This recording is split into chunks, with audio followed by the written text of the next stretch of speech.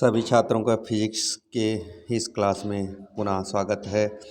आज हम लाया हैं कुछ इम्पॉर्टेंट टॉपिक, इम्पॉर्टेंट क्वेश्चन, क्योंकि बोर्ड एग्जाम आप लोग दे रहे हो, स्टार्ट हो गए 16 तारीख से। लेकिन पीसीएम ग्रुप के लिए या जेडबीसी ग्रुप के लिए 16 से 24 तक एक लंबा गैप है।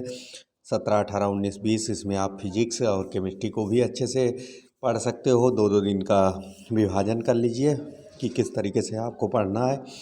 तो पहला क्या है, संतुलित व्हीट स्टोन ब्रिज की प्रत्येक भुजा तथा धारामापी के प्रतिरोध R है, तो बैटरी से जोड़ने पर सिरों के बिल्कुल कितना प्रतिरोध होगा।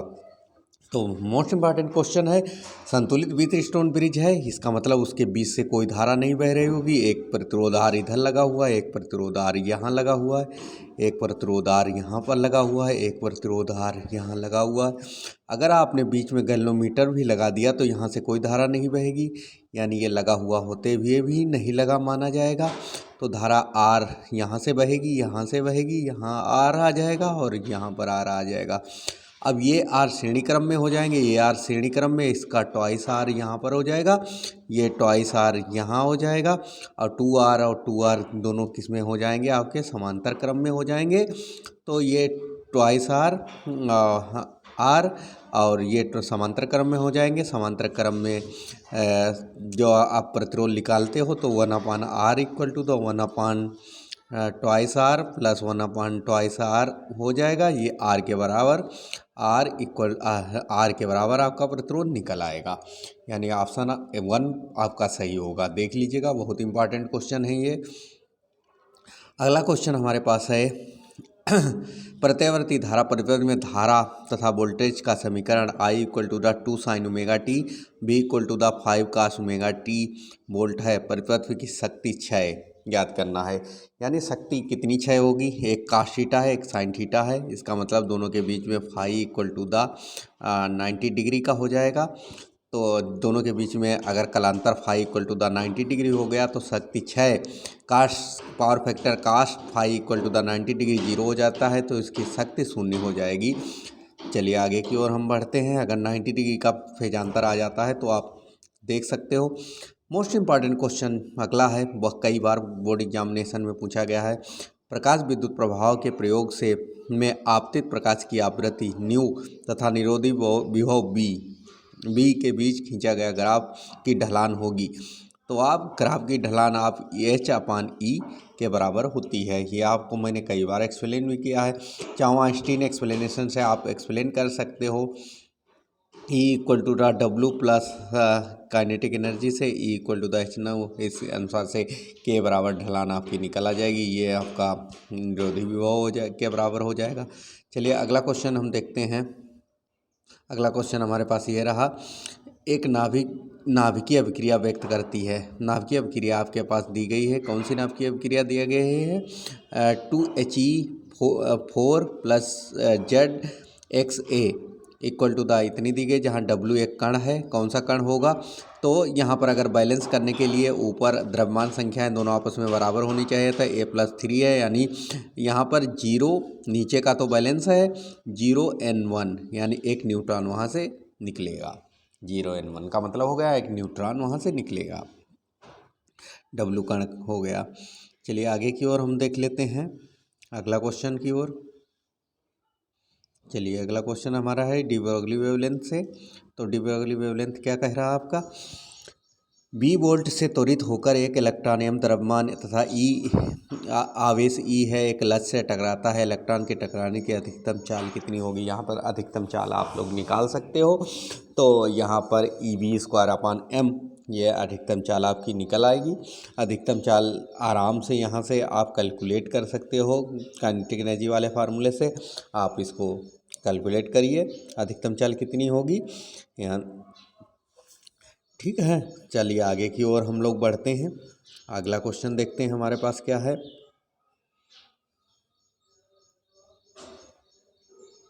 अगला क्वेश्चन है, एक वृत्तीय चालक की कुंडली में जब धारा 2 एम्पियर से 18 एम्पियर 0.5 सेकेंड में बढ़ती है तो प्रेरित विद्युत वाहक बल EMF 20 वोल्ट है।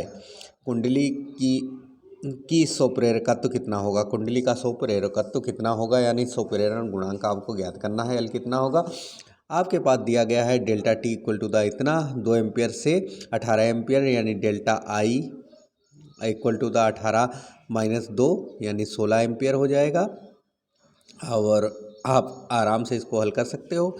इसमें कुछ E equal to the L into D I upon D T वाला फार्मूला लगा सकते हो। D I 16 upon D T equal 0.5 है, और E equal to the 20 volt दिया गया है। जब 20 वोल्ट दिया गया है तो हम लोग इसको हल कर सकते हैं।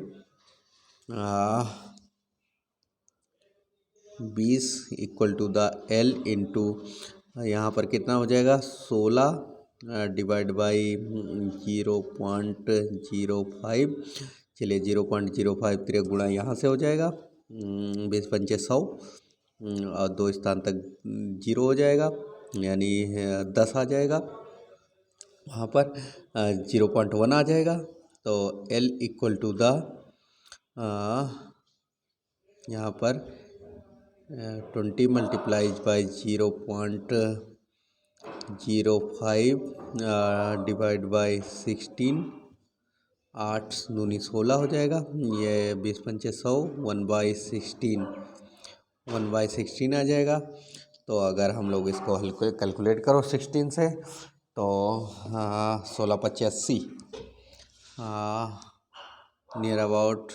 अगर हम लोग इसको कैलकुलेट करते हो 1/16 को, तो हेनरी में अगर निकाल लोगे तो पहले तो 0 पॉइंट अगर हम लोग लेकर जाए तो 2 0 16 पच्चे 80 लगभग 50 मिली हेनरी निकल आएगा। 16 छक्का 96 होता है 1 मिनट। ये कैलकुलेटेड है, ये गलत है। 16 छक्का 96 इतना मिली हेनरी आपका 6.25 मिली हेनरी आपकी वैल्यू इसकी आ जाएगी। चलिए अगला क्वेश्चन हम हल करते हैं। अगला क्वेश्चन हमारे पास क्या है, अगला क्वेश्चन हमारे पास ये है कि 1/√μ0 ε0 लिखा हुआ है। μ0 ε0 टू द पावर -1/2 का मान होगा। यह एक प्रकाश की चाल है। ये इसी तरीके इसको आप इस तरीके से भी लिख सकते हो वहाँ पर एग्जाम में संतुलित करने के लिए कि ये μ0 ε0 लिखा हुआ है, जिसकी वैल्यू 3 × 10⁻8 मीटर पर सेकेंड होती है, यानी ऑप्शन नंबर 2 आपका सही हो जाएगा। चलिए आगे की ओर हम बढ़ते हैं, अगला क्वेश्चन की ओर। किसी तार का विद्युत प्रतिरोध 500 ओम है, इसकी चालकता क्या होगी। चालकता ज्ञात करने के लिए अगर आप चालकता ज्ञात करोगे वो प्रतिरोध के व्युत्क्रम को कहते हो, तो 1/R के क्रम में हो जाएगी, तो 1/500 आ जाएगा। तो आप यहाँ से निकाल सकते हो, 500 यहाँ आ गया, तो 0.002 ओम इनवर्स आपका ये आंसर आ जाएगा। चलिए आगे की ओर हम लोग बढ़ते हैं। रेडियो उत्सर्जन रेडियो एक्टिव पदार्थ किससे उत्सर्जित नहीं होता। रेडियो एक्टिव पदार्थ से कौन चीज़ उत्सर्जित नहीं होती है। अल्फा कण उत्सर्जित होता है, बीटा कण गामा फोटॉन्स भी उत्सर्जित होते हैं, प्रोटॉन उत्सर्जित नहीं होते हैं। तो यही आपका आंसर सही हो जाएगा, यानी फोर्थ ऑप्शन आपका सही है, प्रोटॉन उत्सर्जित नहीं होते हैं। अगला क्वेश्चन हमारा है, निम्नलिखित कण एक ही वेग से गतिमान है, तो अधिकतम द्विभागीय तरंगदैर्घ्य वाला कण कौन होगा।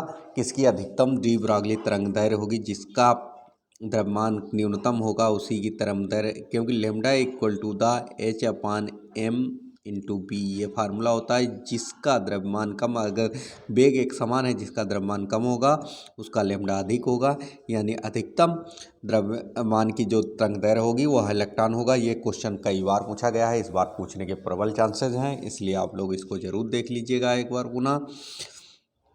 चलिए आगे की ओर बढ़ते हैं, कुछ देखते हैं शॉर्ट क्वेश्चन किस तरीके की हमारे पास दिए गए हैं। कुछ का शॉर्ट क्वेश्चन इस तरीके के आपके पास दिए गए हैं। किसी परिपथ में धारा तथा वोल्टेज का मान निम्नांकित है, यानी I बराबर इतना दिया गया है, V बराबर इतना गया है। ज्ञात कीजिए, ये एक नंबर के क्वेश्चन है। देखिए कुछ करना नहीं है, ज्ञात कीजिए कि धारा तथा वोल्टेज के बीच में कलांतर कितना होगा। तो कलांतर ज्ञात करने के लिए क्या होता है कि ये तो दोनों के बीच में साइन ओमेगा टी हो गया, समान है, यानी कलांतर क्या होगा, यही उसके बीच में फेज डिफरेंस है। तो हमें क्या करना है कि इससे इसको माइनस कर देना है, तो π/6 माइनस माइनस प्लस हो गया, यानी π/6 हो जाएगा। तो ये यानी π/3 यानी इनके बीच का जो कलांतर है वह π/3 phi equal to the delta phi equal to the π/3 radian हो जाएगा। करना कुछ नहीं है। चलिए अगला क्वेश्चन की ओर हम लोग बढ़ते हैं। अगला क्वेश्चन हमारे पास है धारा तथा वोल्टेज के बीच विकलांतर। लुई डी ब्रॉगली की द्रव तरंग की अवधारणा की व्याख्या कीजिए। यानी डी ब्रॉगली तरंगदैर्घ्य की अवधारणा की व्याख्या करनी है आपको कि अवधारणा इसकी क्या है डी ब्रॉगली तरंगदैर्घ्य की, तो उसकी व्याख्या करनी है। यानी डी ब्रॉगली ने एक कहा था कि प्रत्येक एलिमेंट्री पार्टिकल होता है वह स्वयं द्रव्यमान होता है, लेकिन उसकी प्रकृति क्या होती है, तरंगिकी होती है। यही उन्होंने कहा था, जिसकी तरंगदैर्घ्य lambda equal to the h/p होती है, उसके संवेग पर निर्भर करती है उसकी तरंगदैर्घ्य। यहाँ h प्लैंक कांस्टेंट हो जाता है। चलिए आगे की ओर हम लोग बढ़ते हैं नेक्स्ट क्वेश्चन की ओर। हाँ, दो नियत विभव तथा प्रावेशित समान गोलों को y से स्मॉल r दूरी पर रखने पर उससे F बल लगता है। उक्त गोलों के बीच लगने वाले बल की गणना कीजिए जब उनके बीच में k प्रावैधुतांक वाले माध्यम में r दूरी पर रख दिया जाए। यानी k प्रावैधुतांक में अगर उस पदार्थ को रख देते हो, दो नियत विभव पर आवेशित समान गोलों को r दूरी पर रखते हो तो उसमें F बल लगता है। क्वेश्चन बहुत अच्छा है, ये मैं इसके पहले भी बता चुका हूँ क्वेश्चन, आज पुनः इसको मैं बता दे रहा हूँ।